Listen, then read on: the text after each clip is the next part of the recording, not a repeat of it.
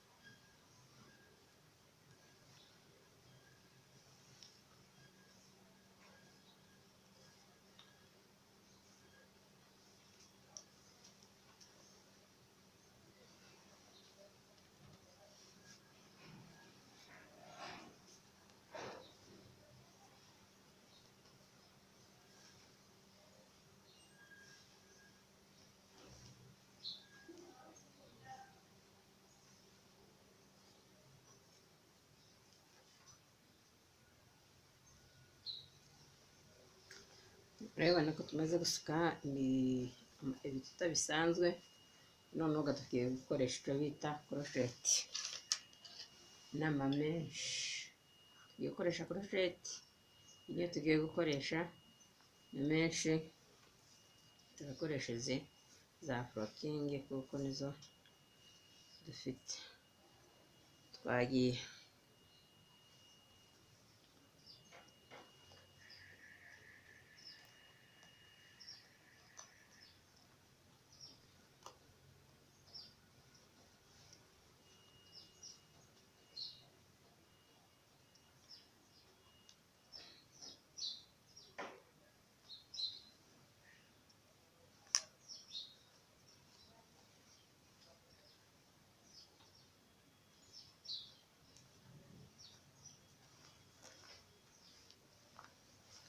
Ni ibisanzwe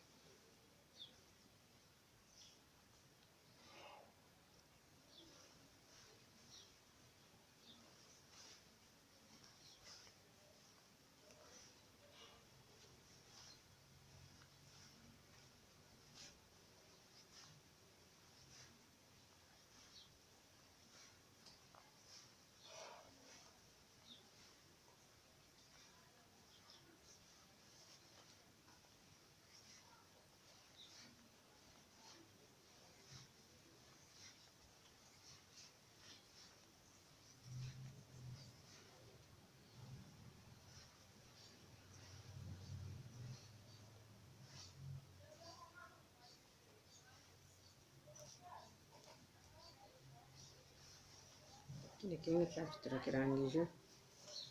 Aha rero dufungiye niho ukata n'imakasi, warangiza ukahatwika kugira ngo bitazahambuka. Urabona ko tumeze neza kandi gikomeye.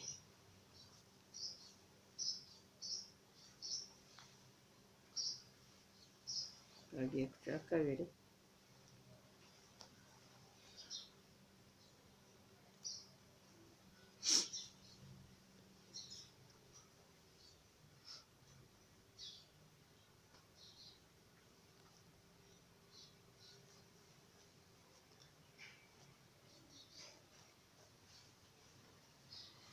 Ibisanzwe ni ukuzungurutsa hasi nk'uko twabikoze bya mbere, bitaniye gusa naho tubanza gusuka nyabutatu.